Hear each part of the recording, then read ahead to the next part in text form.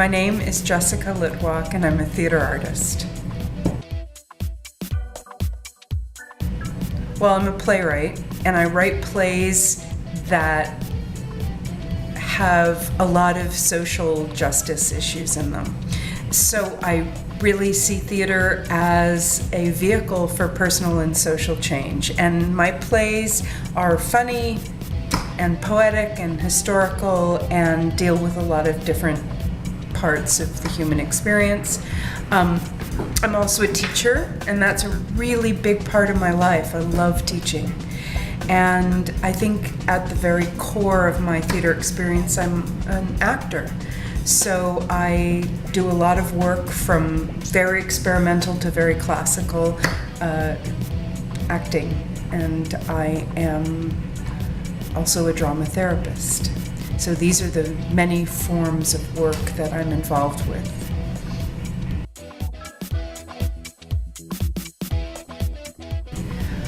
I live in New York, so a lot of my work I do there, and I work a lot at La Mama Experimental Theater Club. I've done work off-Broadway.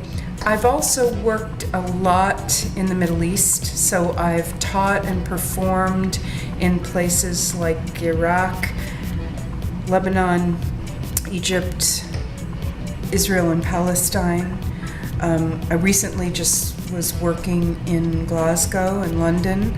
I travel around the country a lot. I travel a lot, so although I'm based in New York, I feel I'm a global citizen and certainly a global theater artist. I work with a group called Theater Without Borders, and a lot of my work is focused on international connections between artists worldwide.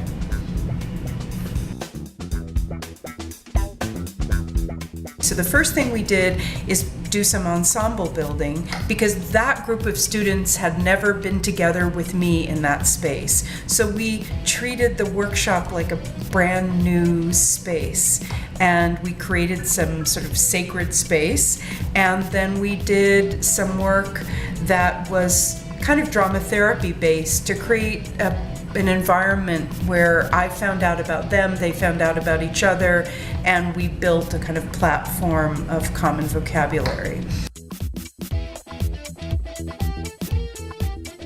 And then I taught a voice workshop primarily because in talking to the students, I felt like that was one thing they could really use to go along with this wonderful work they're doing in their directing, playwriting, and acting classes, a real focus on voice. So instead of teaching people a sort of technique for voice work, I really teach a warm-up. And the idea is that I'm redundant as quickly as possible, that they have this technique for going from very self-reflective, meditative state of being to a very generous, outgoing state very quickly by going through a progression from grounding to breath to sound to resonance to articulation to projection to finally listening and group work. And so we worked on that, and then we worked with character, really specifically physical, vocal character that could be applied to all of the work they're doing. I was really aware today that they had been through this audition. They'd been auditioning all weekend, and they'd been casting this morning. And so I wanted to give them a kind of physical and vocal toolbox to use if they wanted to get into some of the characters they were either performing, directing, or writing. And this program creates community. It's amazing how beautifully these students learn quite quickly how to take care of each other and how well taken care of they are by the faculty and by the environment as it is. So my impressions are extraordinarily favorable. I feel like, as I said tonight, this program can be a model for the larger theater community, which I always hope will be a model for the world. So I think it's hard to find your voice when you're out in the world trying to get work produced so that you can hear it. So theater is a collaborative art form. You can't just go into a room and write a novel or paint a picture. You need an audience and you need a space to collaborate with others.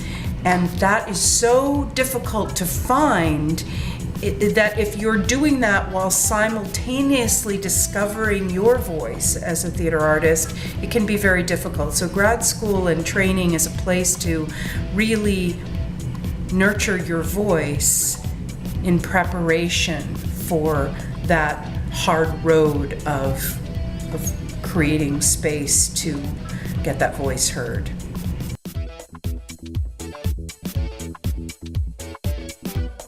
Be true to yourself, be generous to the others, and get everything in writing. That's my advice to emerging theater artists.